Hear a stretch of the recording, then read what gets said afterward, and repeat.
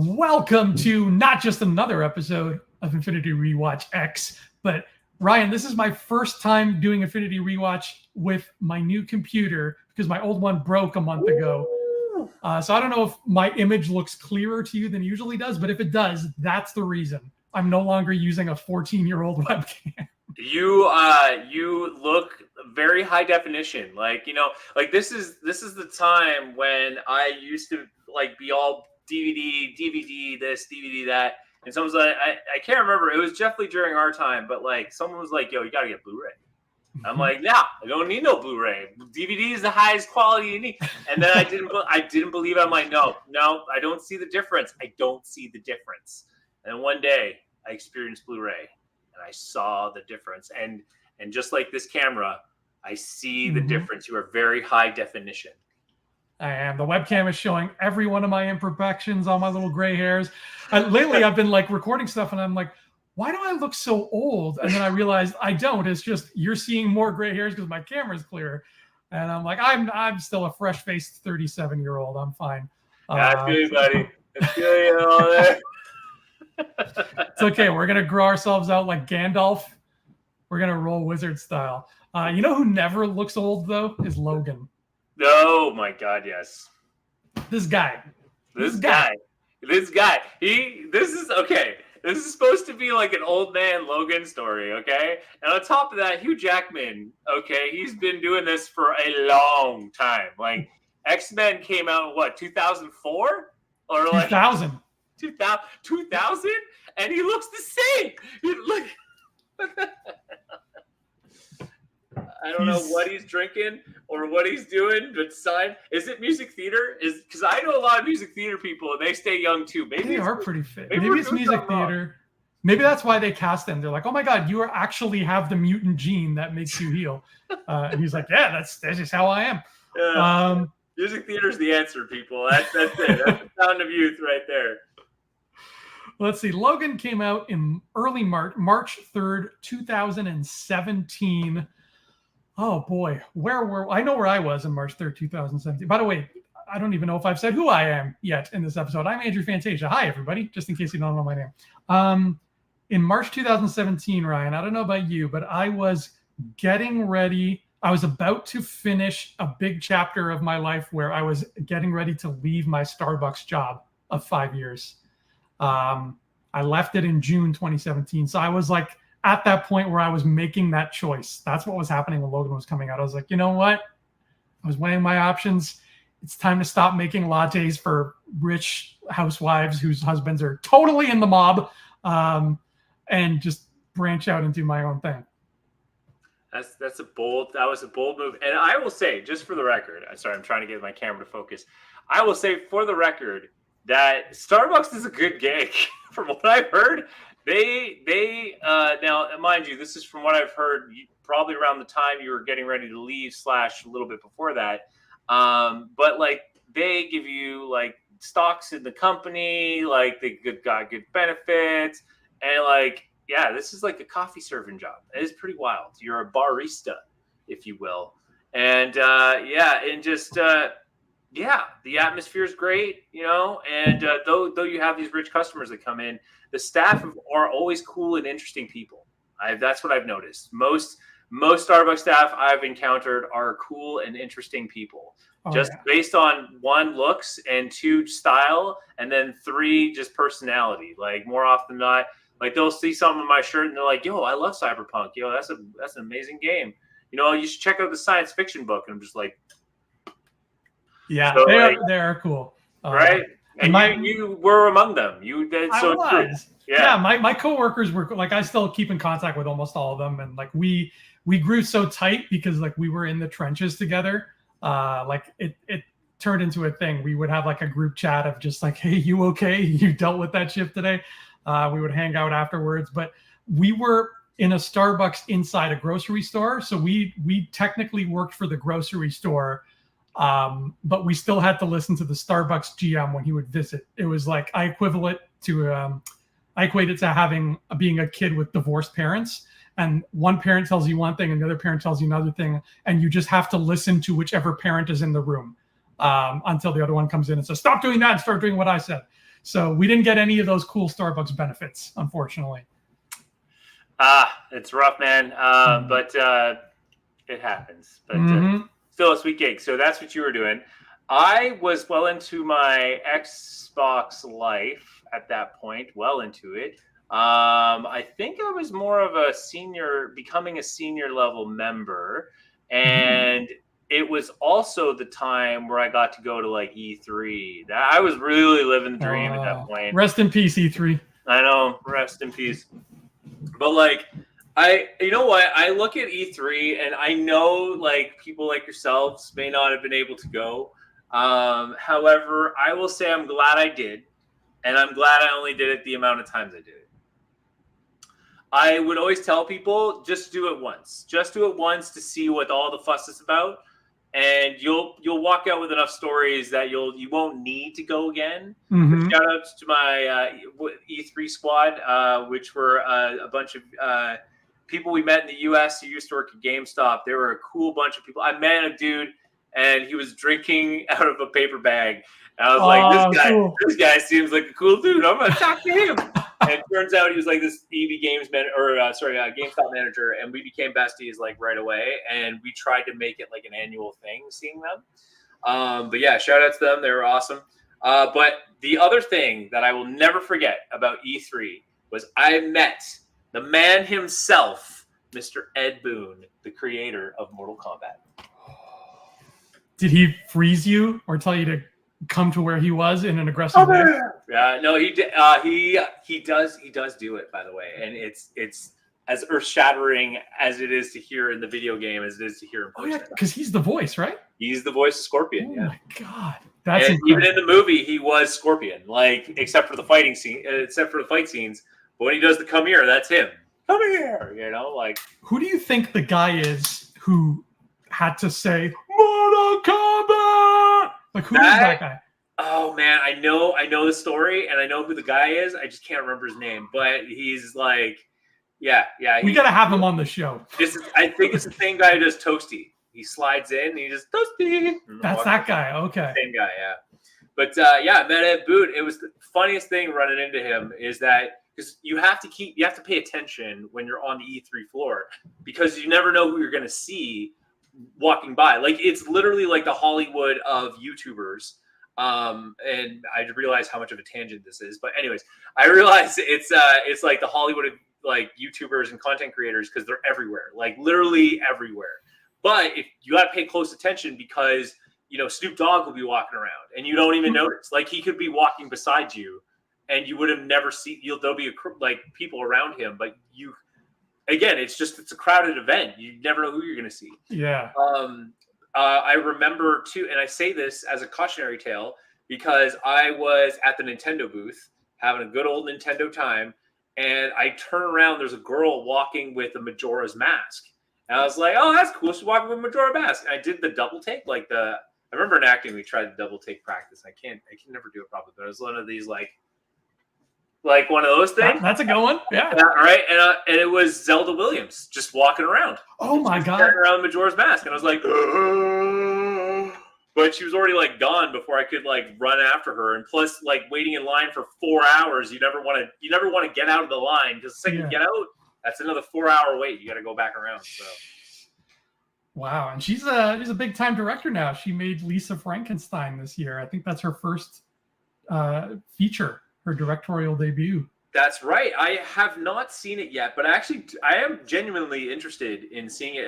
I love these kind of retro movies that they're making. Like the style of it is sort of reminiscent to the 80s graffiti tone, which is really cool. So I'm totally down to see it.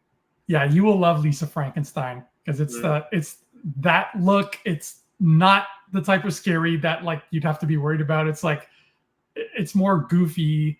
Scary. It's better than Tim Burton.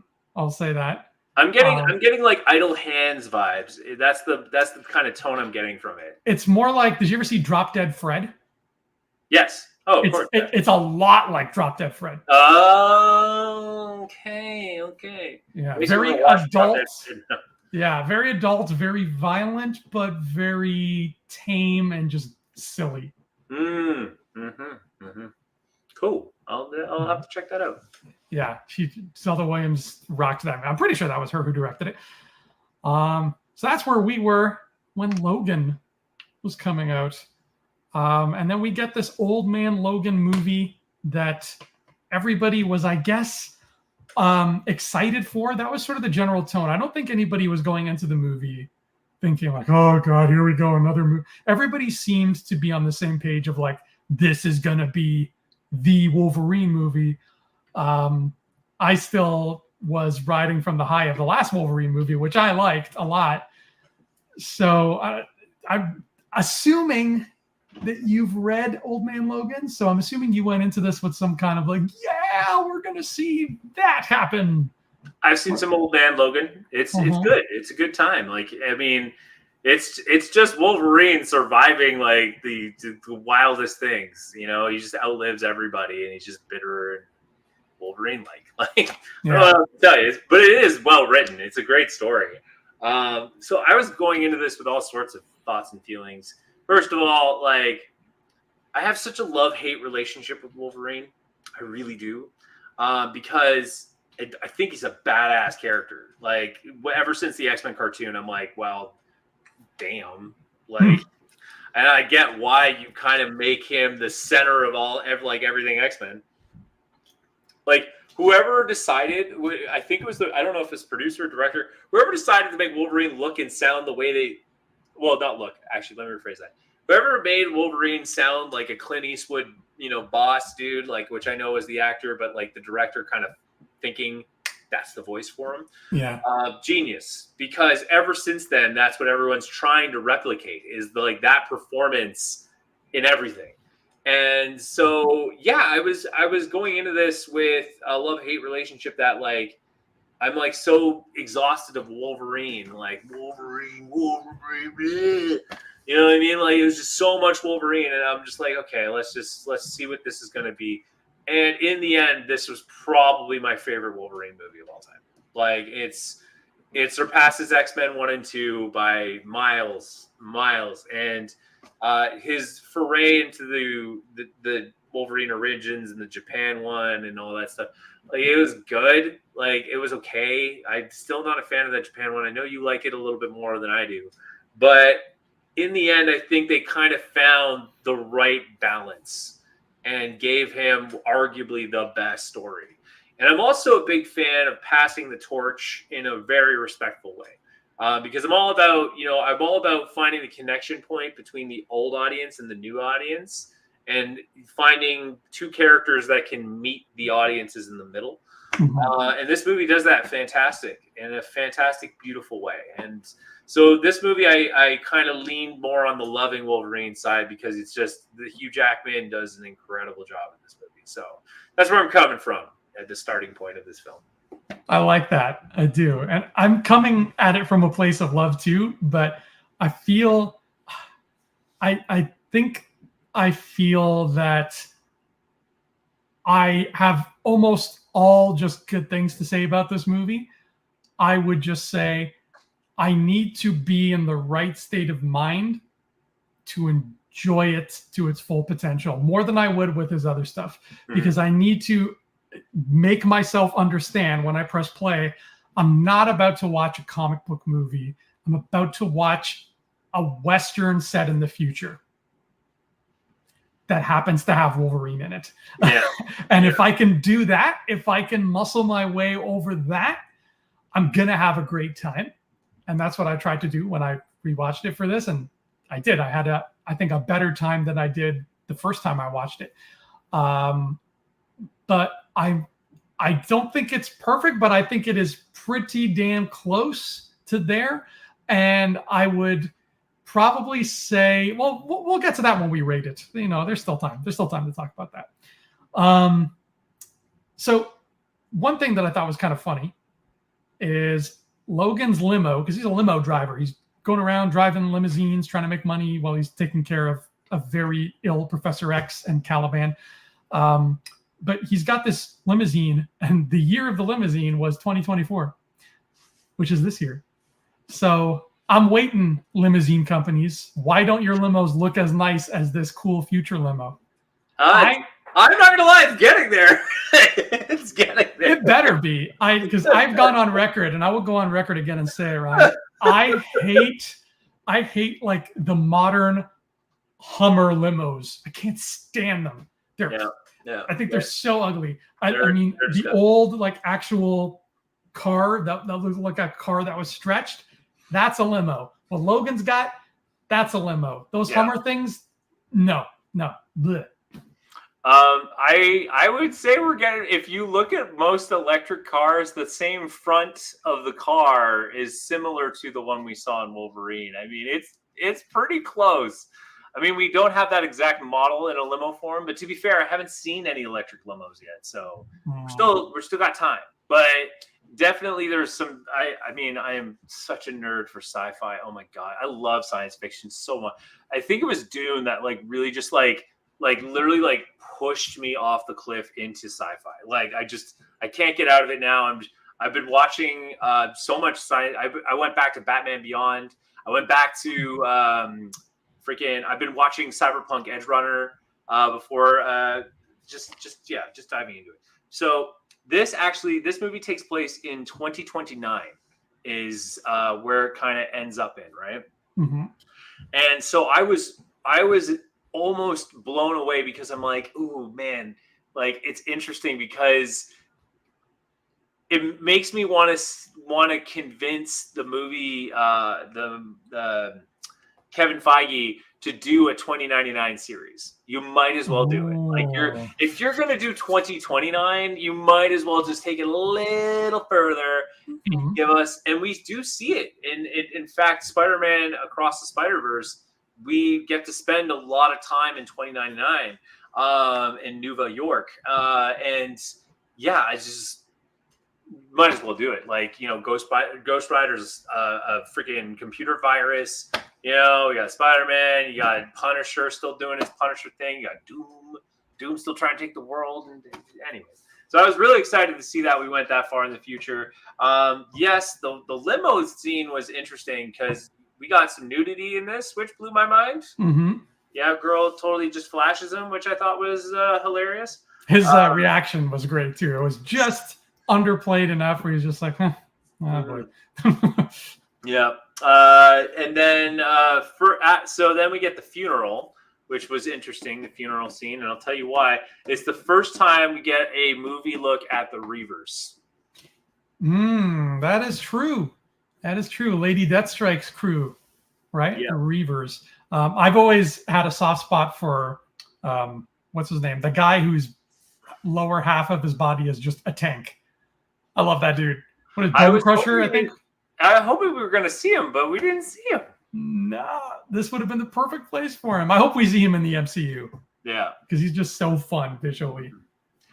And which is interesting because Deadpool and Wolverine is an MCU film. It has been dubbed an MCU film. And despite some certain conversations saying it almost wasn't going to be, and then it was, and it's a whole thing.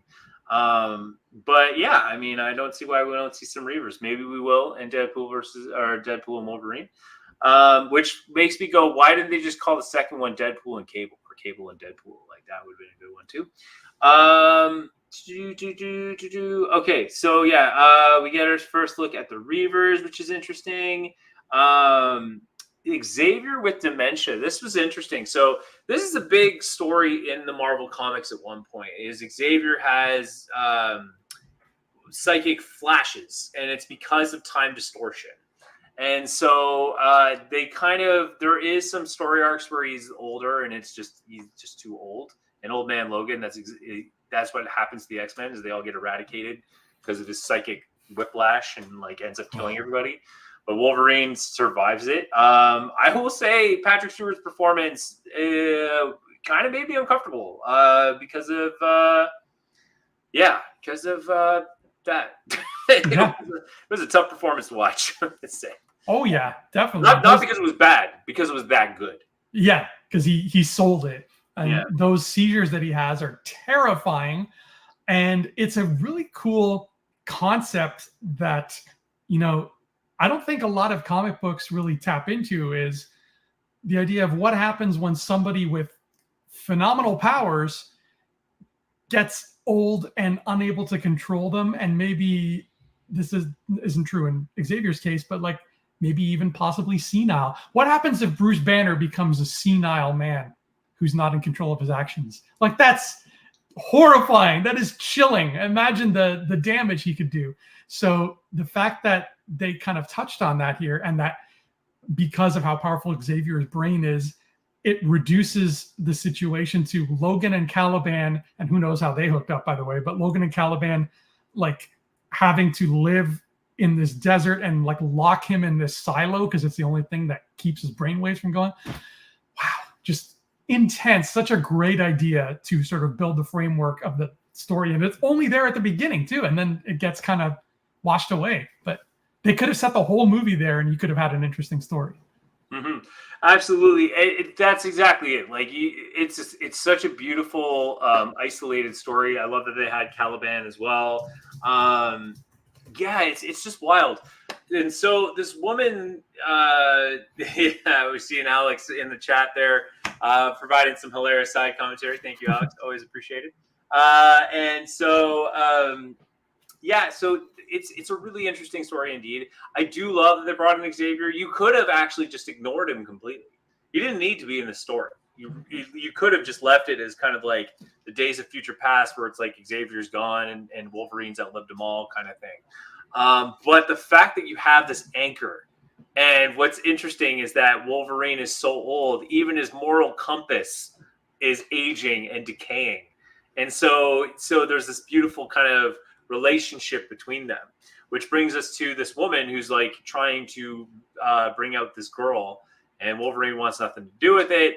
And what's funny is that you see the video after she dies, and she sees it in the lab, and they find the file that says X-23, which if you followed the end credit sequence of the past X-Men film, where they had the men in suits with Wolverine's DNA and the vials, this is the payoff. Finally, the payoff of like X-23. This is Wolverine's kid. Boom, boom, boom. I never even made that connection because all I think of is Essex, and I think, where's Mr. Sinister? Yeah, exactly. And so then we get our X-23 intro and the girl, and Wolverine taking the girl. And first of all, this kid, I don't know her name. Her name is Daphne Keene. Mm-hmm. She is outstanding. And she went on to do the whole his Dark Materials show on HBO. She rocked. And now she's a Jedi. Have you been watching The Acolyte? I have. I unfortunately, I've only seen the first 2 episodes, so I'm a little behind. Don't say anything yet. I've heard. I will say the internet is not a trustworthy source of information. I almost spoiled something. I'm glad you said that before I opened my big mouth. Okay. But yeah, she's in it, and she's awesome. She's a really cool character. Her name is Jackie Lom, I think. Yeah, she's one with the little horns, you know. Yeah. I mean, it's good to see her now. I'm hoping she comes back as X-23 because she's now older, and it'll be very cool to see. And so, yeah, her performance is unreal. Like, I don't know who taught her acting, or I don't know if she just is a natural. I don't know what that is. That's a performance. Like, that kid killed it. She's amazing. I love her character. I remember talking to my brother about this, I think. And at first, like, I get most people's kind of opinions on this kind of stuff, but it's like, they're like, oh, she's just a clone character of Wolverine. What lazy writing, blah, blah, blah, blah, blah. And my brother, I don't want to speak for him, but he wasn't fully on board as I was. But I'm a big fan of passing the torch. I don't like there was a character in the comics that was like Lady Wolverine. To me, just doing a copy is not good enough. But for Wolverine and having X-23, I love that. I think that's brilliant. Like, have a variant of the character, and you can find a way to tie them in that's like, I think this is believable. Like, because Wolverine went through that adamantium process, so clearly the science is there that they could potentially do cloning. And, you know, you have this beautiful story here of this girl. So I was all for this. I was like, yes, give me this this Wolverine variant, if you will, in X-23, and it's a great way to pass the torch and add a new character that newer audiences can follow. Yeah, not only that, but it's like, it's from a storytelling standpoint, it's the most interesting choice that you can make, where you have that, like, just a juxtaposition of the poster alone, where you have his hand with the claws and then just that little girl's hand taking his. Like, that tells you everything you need to know about the movie. That's still, to this day, I think, one of the best superhero movie posters ever made. Maybe the best. Yeah. Like, just that hand and the claws and then her hand. It's like, dude, that, like, how could anybody not want to see that movie? Yeah. Oh man, it's I totally forgot about that movie poster. That's really touching now. Now looking back at it, it hits even harder than when I first saw it. When I was like, oh, that's kind of neat. There's a little kid. What do you think?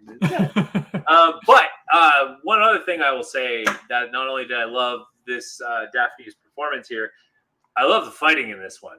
The what I will call berserk violence is so good. Oh my god! Like, they knew how to make Wolverine move, how to fight, especially even being an older character, which was interesting. But when X-23 fights, oh my god, is it fun! It is. She is just a wild, like, she's flying through the air, claws and open. It's great. And you have this R-rated movie finally, and once you see what they can make Logan do with his claws in an R-rated movie, it just makes you think, like, why have they not been doing this? Like, why is it taking this long to get Logan to do this kind of stuff with his claws? Yeah. Right? Like, it just makes everything that came before feel so toothless in comparison. Yeah, and I agree with what Alex is saying when it comes to, like, these, like, violent moments and stuff. Is just that he's like, I love the moments where Charles is cognizant and urging Logan to be better. Exactly. Yeah. He's an age moral compass. That's what Xavier does for Wolverine. He actually brings Wolverine's humanity. He reminds Wolverine is more than just the animal, right? And because Jean is to remind him that he is a person. But Xavier is to remind him that he has a purpose, and his purpose is aging, right? It's kind of neat that they have that symmetry. But also, I wanted to point out that you were saying he's at a point where Logan doesn't want to give a crap anymore, and at the lowest point, it always blows up in his face, which is kind of, you get those kind of beautiful moments as well.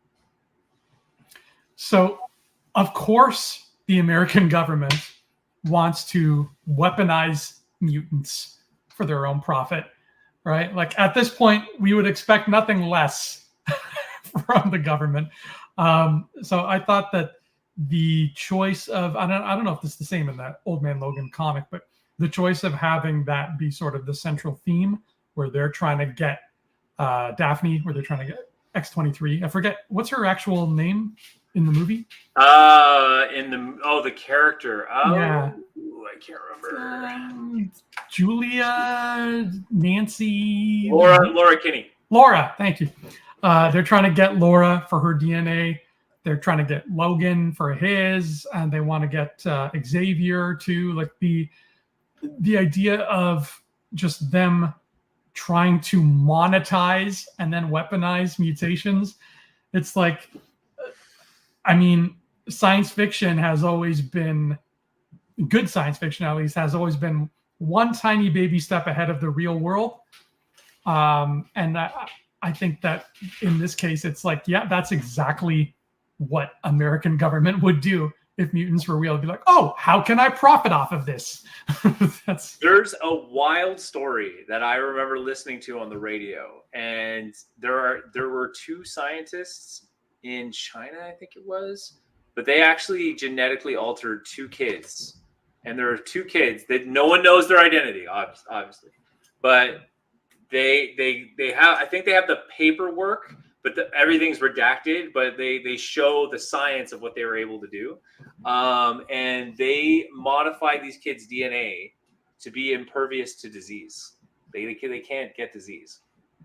And I think they're two sisters. They're two sisters that are just living out there in the world. They don't even know it themselves. They have no idea. Okay, so this is not like an 11 situation where these poor kids are stuck in a lab. No. These kids have no idea. Wow. Okay, that's cool. So it's funny how you say that, like, science fiction is always one step ahead. It's actually kind of wild. Like, we're even at a point where we have self-driving cars. Like, that's how, like, science fiction-y, and now we're in AI, which is, you take your pick of whatever science fiction story you want, but we're now going down that avenue too, right? So it's kind of wild for sure. I actually, quick side note too, I just watched Samsung's conference, and they've come out with a ring that reads all your medical info just from your finger, like in terms of your heartbeat, energy levels, all the sleeping patterns, all this stuff. And AI can actually do formulas to help you improve your health scores all across the board. So the future is here, my friend. I know, until Skynet decides we're going to tell you to do one thing for your heart rate, but it's actually going to have the opposite effect that you want. Yeah. It's wild, man. It's a wild thing. So I just catching up here. If Disney had the rights sooner, they would closer to include Hydra. Yeah, Hydra. I mean, there's so many great stories we haven't seen yet with Hydra. Spider-Woman's a great one. They actually redid Spider-Woman's story in the kind of 2000s, I think it was. And in the 2000s, they redid her story, and it's Hydra manipulated her DNA in order to, kind of similar to the story I just talked about, to have the pheromones come out of her, and she can do biostings and the whole stuff. And yeah, Fox never got around to Mr. Sinister, which would have been great too. But I mean, okay, I'd rather see MCU do it, because I don't want to see Mr. Sinister as just a guy in a tie. I want to see like the white skin and the jewel and the purple things. And I feel like Fox would have been scared of that. MCU won't be scared of that.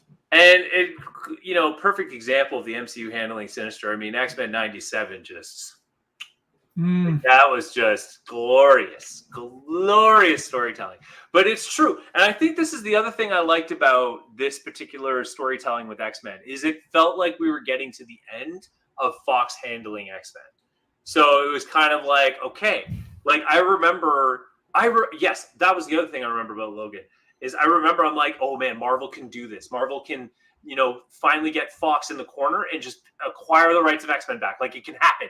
And I remember this was a big momentum happening as we got through Deadpool, as we got through Logan. I remember there was rumors that there's like a Fox merger happening, and I was like I was getting so excited, because I was like, and that's the other thing I like about Logan, is there's just enough like comic booky stuff without pulling in too much, or at the same time hinting at something that's not there. You know what I mean? Like, I'm getting sick and tired of like Marvel teasing something and it's not there. I'm really getting tired of it. But I feel like this movie did a great job of just like giving you just enough. No teasing, no nothing. Like, if there's Reavers in it, you got Reavers. You know what I mean? If there's X-Men in it, they talked about X-Men. They gave you the exposition that like the X-Men were there. So this, to me, that's why I did love this movie a bit more, because it was a very isolated event, but it was designed to be without hinting at something more. Yeah. It could almost be like an Elseworld story for how separate it is, right? Like, you could see it as the canon end of the X-Men story that Fox told. You could also see it as just, here's a cool old man Logan movie that's just separate from everything else, right? So that is, it is a movie that you can look at in multiple ways. My own headcanon, I see it as like, yeah, it's the end of that Wolverine. And I think that's a cool way to end it. And it's probably one of the only superhero movies that ends that way, which is very fun and refreshing. Alex is asking where we think the MCU, Charles and Eric, are right now. Cuba. I don't know where they are. Maybe they're in the Savage Land, just chilling. Maybe they are non-existent and they're going to pop in from another world, which seems like a safe bet, because we haven't had mutants at this point. So They might be somewhere. I think where they are right now is they're doing their small squabbles that are completely unnoticed.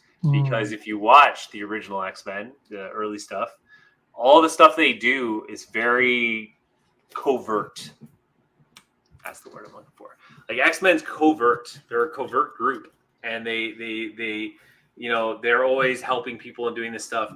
But what kicks them off into the spotlight and gets them noticed was when they broke into the a government records facility to stop Trask and Gyrick from kidnapping mutants from the registration profile.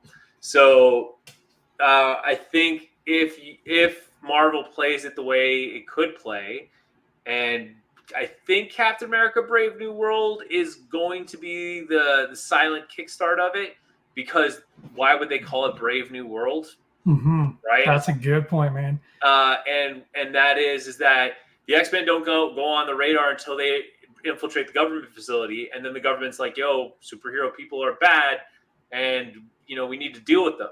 So because remember, Xavier never broadcasts his X-Men on a public platform until he was forced into it, and on top of that, he's just a guy who projects mutant rights. So with the Sokovia Accords getting to where they are, and in She-Hulk there was having it reformed and all this stuff, I think that Brave New World will probably be the launch pad for mutants, and talking about maybe the government will be like, we need to now do registrations, like we now need to register people, and we need to register super people, and thus they hire Ross to create a government-run supergroup to combat against it. In fact, I think Marvel's done an incredible job, in my opinion, of building up that very thing. I mean, we've been waiting since the first Avengers. Yeah. And I'll tell you why. I'll tell you exactly the moment. The moment when Nick Fury admits that S.H.I.E.L.D. has done tests and they found out that the world is hilariously outmatched against people like Thor. Yeah. That was your clue that X-Men and mutants are going to be a real threat. So Brave New World might be where we see them, or see the genesis of them. Again, it will be a launch pad. It will maybe be a scene or two if we're lucky. Yeah. But it will definitely be mentioned, is my opinion. It will be the next step of where the world is going. So if you ask me where they are right now, they're having their petty squabbles back and forth. Who knows? Maybe they're legit friends at this point. Maybe they are at the stage in the story where they're friends at a hospital around the world, kind of thing. We don't know. Mm-hmm. But in my opinion, it's either they're established and they're under the radar, or they haven't quite kickstarted the X-Men yet. And you know who wrote the famous book Brave New World? Who? It was Aldous Huxley, whose name has an X in it. It's all connected. Oh my God! You're go. Welcome. There's You're the breadcrumbs, people. Breadcrumbs just left wide out in the open. It's right there in front of us, man. It was so there all the time. All we need is like the images of comic books and movies, just like string together. That should be your background, just like a bunch of string comics. So I guess this is a good point to bring up the elephant in the room here, and I'm sure I brought this up to you before, Ryan, but it's the thing that I really didn't like at first when I saw this, and I wouldn't say I like it now either, but I'm definitely more tolerant of it than I was, which is if you're going to kill Wolverine, I wish that killing blow had been dealt by somebody with more significance than just, I'm a Wolverine clone who doesn't talk. I'm really not a fan of this character in general, just like Wolverine clone. It really doesn't do it for me. However, I was thinking, and I want to know what you think about this. The movie X-Men Origins Wolverine, okay? Everybody's favorite film. If, hypothetically speaking, if that movie had never existed and never been made, and we just got the Japan one and now this one, do you think there's a chance they would have used Sabretooth instead? Yeah, I think they would. In the Ultimate X-Men run, Wolverine kind of stuck around with Dr. Cornelius in the Weapon X program. So he was quite literally a weapon that you just point in the right direction. So yeah, I could see that. I mean, I still love that version of Sabretooth personally. I know you don't, but I love Liev Schreiber's performance. I thought it was finally the Sabretooth we kind of needed, in my opinion, in terms of personality and just like the intensity that he brought. I love the look though of the original Sabretooth in the original X-Men trilogy though. So if the two kind of came together, exactly, that would have been really dope. Yeah, I would like that. I mean, I agree with you. It would have been nice to see like them use a mutant of some kind that could topple them. I'm trying to think though, who would it be? According to Alex, Sabretooth was almost in the film with Liev Schreiber reprising his role. Logan would have met him in Las Vegas asking for help. I don't know if I would have liked him asking for help though. I think that would have ruined the momentum of what he would like, the struggle of survival that Wolverine was in throughout the whole entire movie. And I just don't see that connecting really well. If it was just a cameo, maybe. But how do you feel about this villain, this Wolverine, whatever? What's his name? X-24? Like who is this guy? I don't know. I can't remember what version of X he was. I remember when he first comes in the house and he kills Xavier. Yeah, I was kind of disappointed. Like it was just like it's another clone, and they had Richard E. Grant play that doctor, who was eventually the old version of Loki. But he was he played that doctor. I don't think it was Cornelius though. It's another doctor. I agree with you. I wasn't a fan of the clone. I feel like any other mutant could. Yeah, and see that's the thing. I feel like maybe even Lady Deathstrike should have been the one that got him. Yeah, you have the Reaver. Alex is saying a version of Omega Red. Sure, that's another great classic villain we haven't seen. It's just that was a big thing. Deadpool. He's in Deadpool. Is he in Deadpool? He's in Deadpool too. Yeah, he's there. He's in the prison. I missed, and I just watched it yesterday. On his head. Wow, I totally missed him.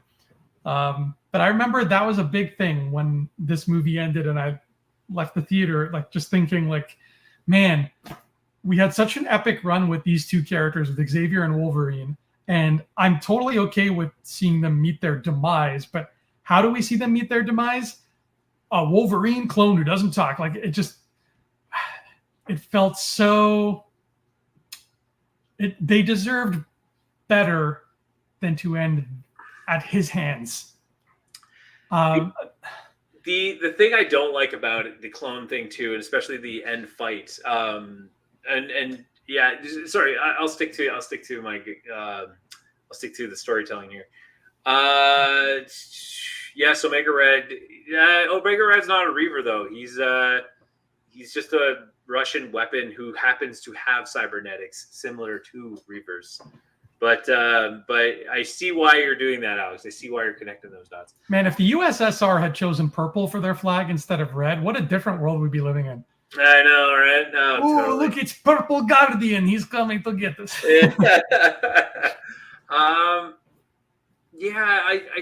My problem with the clone Wolverine and Wolverine having that final climactic battle is it was too symbolic, literally.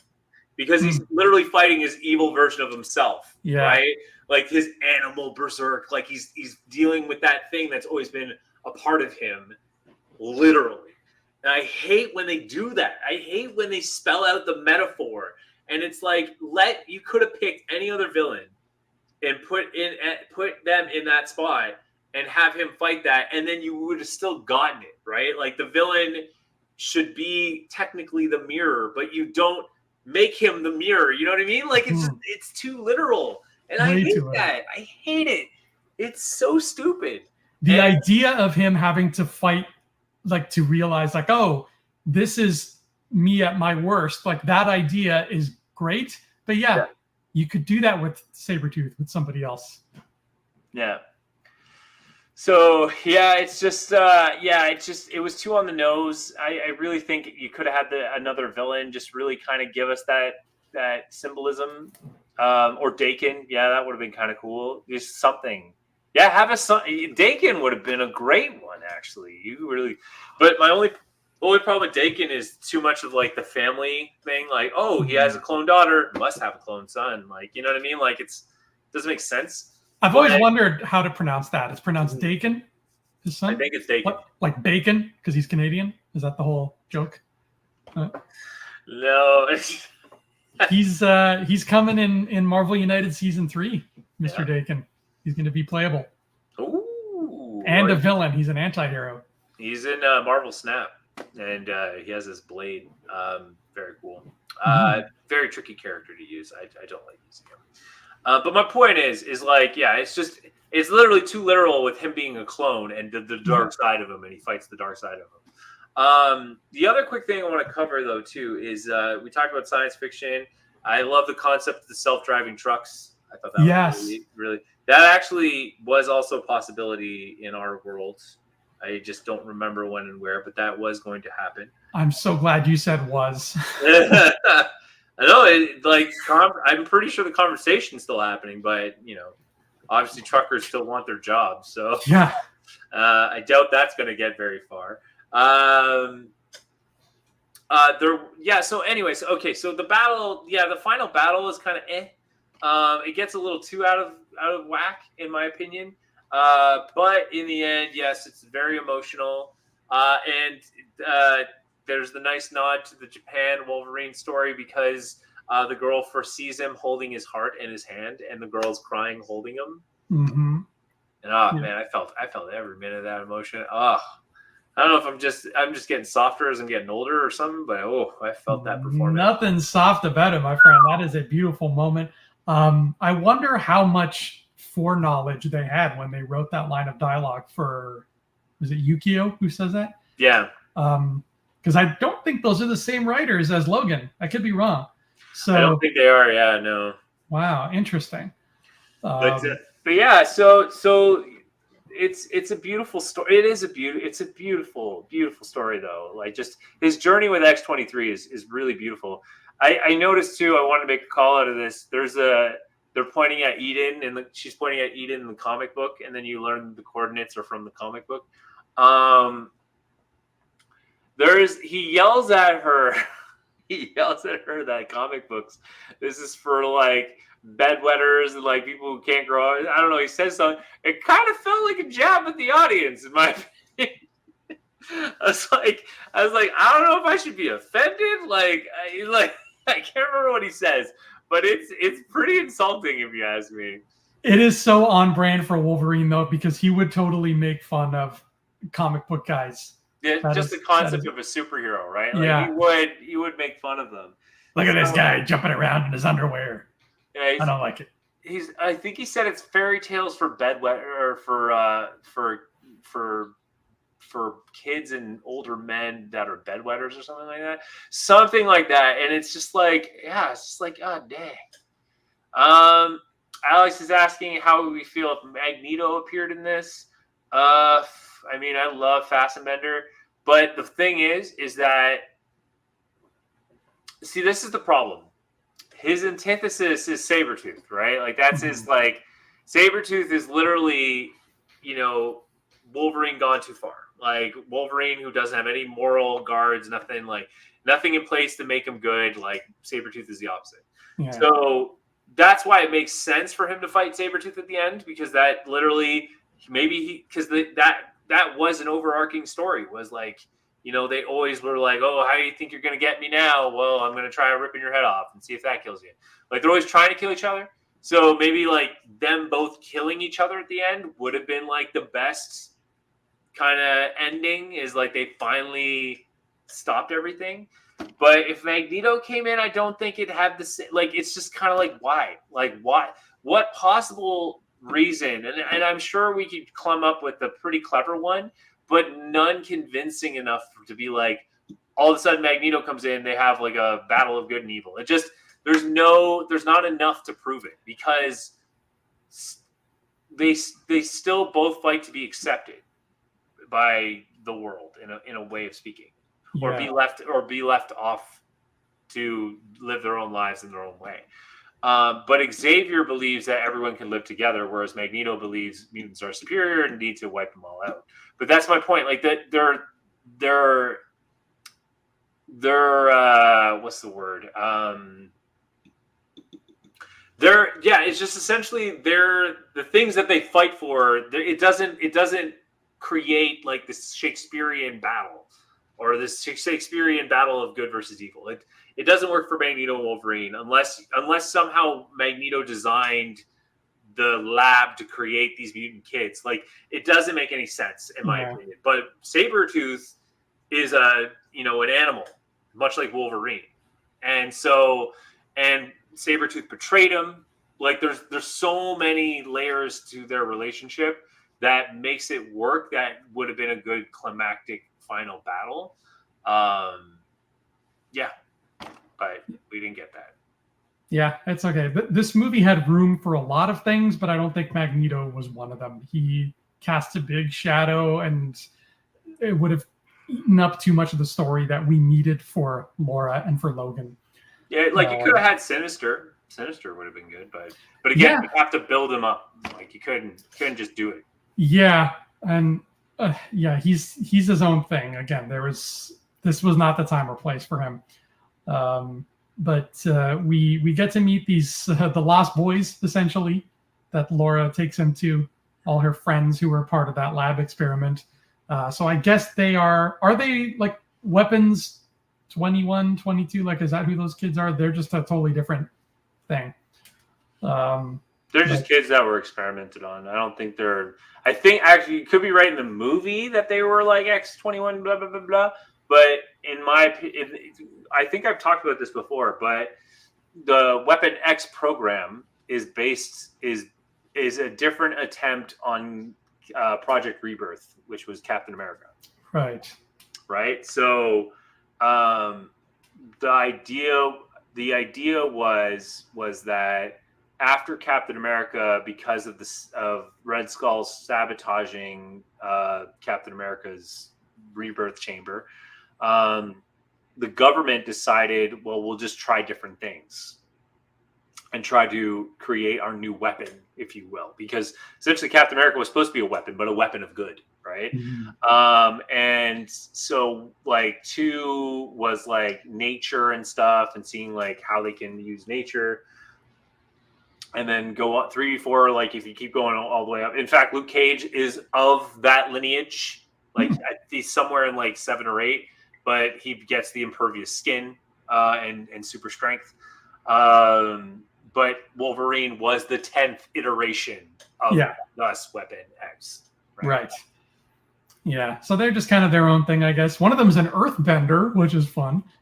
He just doing his earthbending thing. I love it. I mean, I thought that was Avalanche at one point, but I'm like, why would Avalanche be a kid? Right. Yeah, I don't think they were anybody recognizable. I think I looked up the main guy who's like the boy who's kind of like the leader because he's the oldest one, and I think he was somebody, but I could be wrong. It's been a while. Mm-hmm. But they get to that border and they get close, but then the bad dudes show up, and Boyd Holbrook is there, and he's like, "I'm evil," and he's got his Reavers with him, and he's got the clone with him. So you get this really bloody final battle. That I could take or leave. You're right. I don't think it's the most memorable final battle in a comic book film. But again, this is not really a comic book film. So that's the best mindset to watch it in. And then Clone Wolverine Man. I'm just gonna call him Jared. Jared and Wolverine, they start going at it and stabby. And then Jared puts him on a log and kills him. Now he's been losing his healing throughout. Right. And they've been saying it's because of all the stuff that they've been eating, all the corn syrup and all that has been like poisoning everybody. Again, sci-fi reality. So that's why he can't heal, even though he took the little kryptonite juice, the little venom injection to kind of boost himself up. Did you see yourself going into this, Ryan? Did you see yourself thinking like, I'm about to watch a movie where Wolverine dies, or were you shocked by this completely?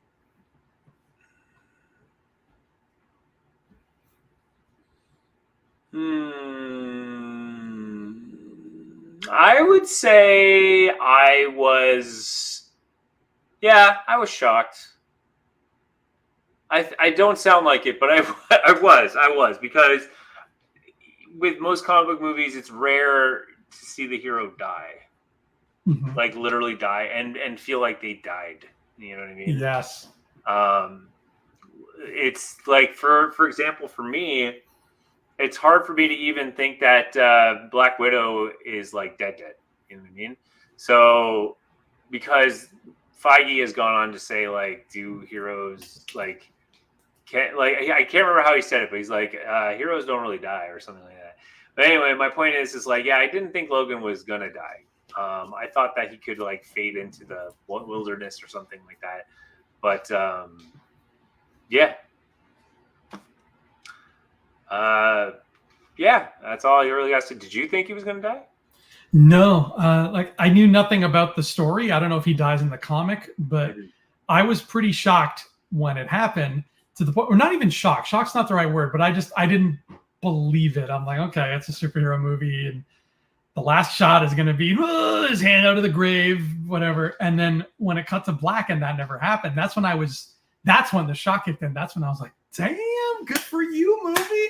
That was when I was genuinely impressed. So because it's Wolverine. I mean, it's already hard enough to see a superhero get killed in movies because they never do it. But on top of that, it's Wolverine, whose whole thing is I never die.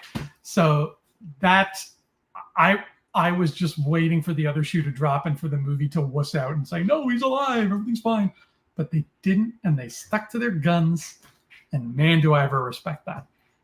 Yeah, they definitely stuck to their guns, and I do respect that. And even with this new movie coming out, they said that this takes place before the events of Logan. So I'm glad that they're preserving it.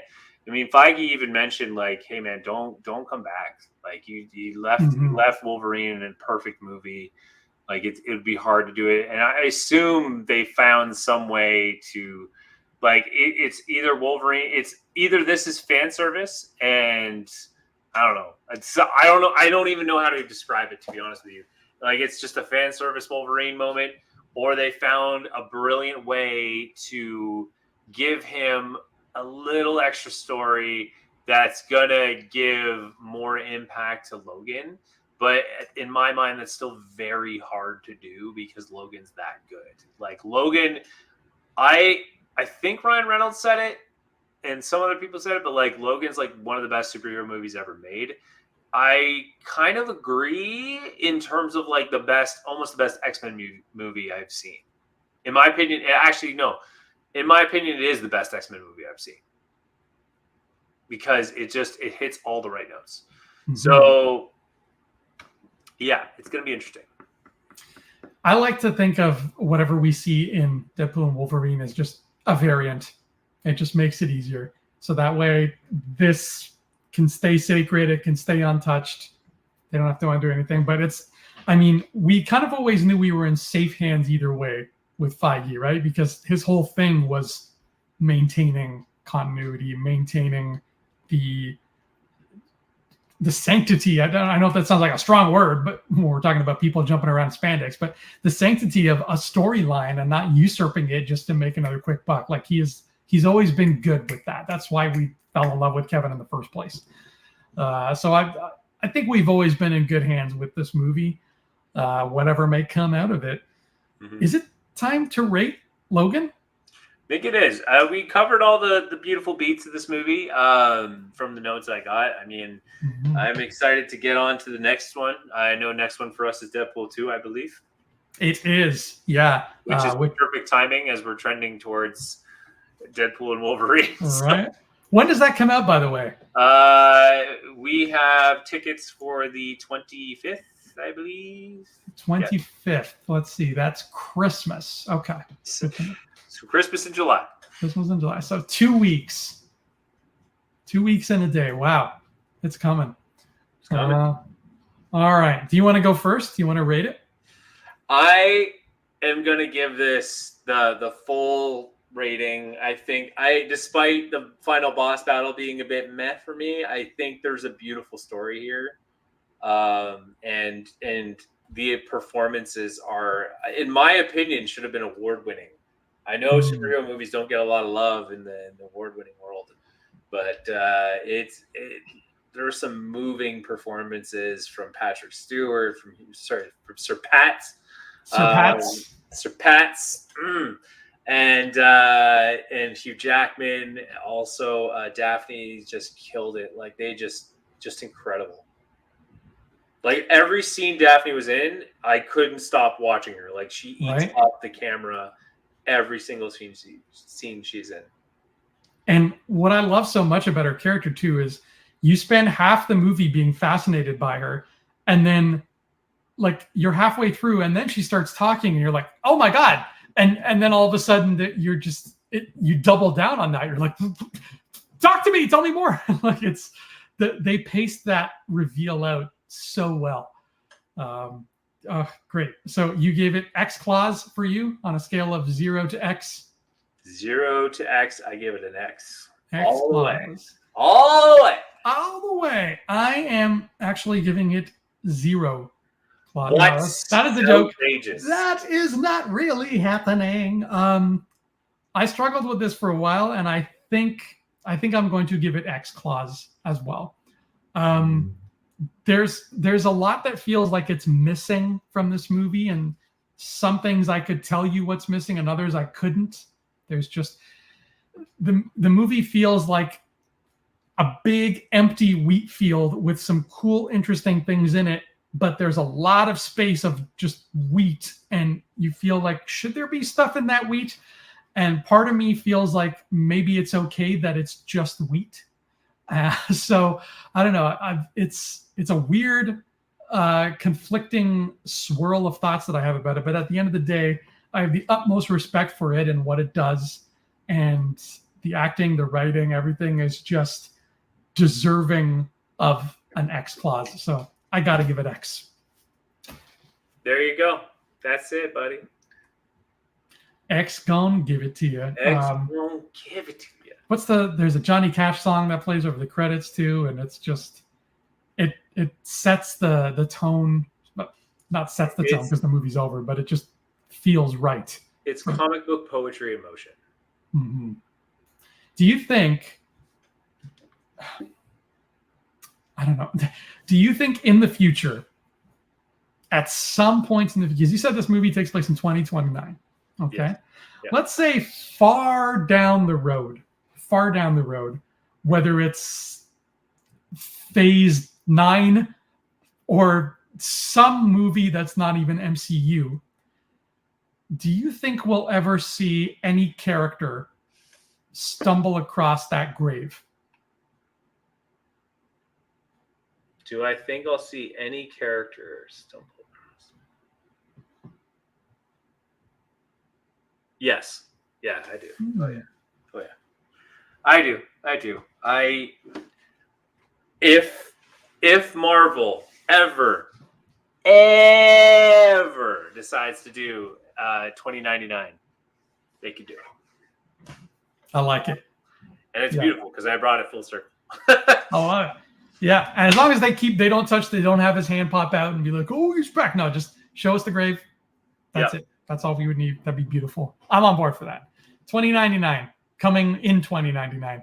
Feige's playing the long game. Well, that'll do it for Infinity Rewatch X tonight. Ryan, do you have anything you want to plug before we go? Where can people find you? It's kind of hard to find me right now because I haven't made my YouTube videos yet. So that's one thing.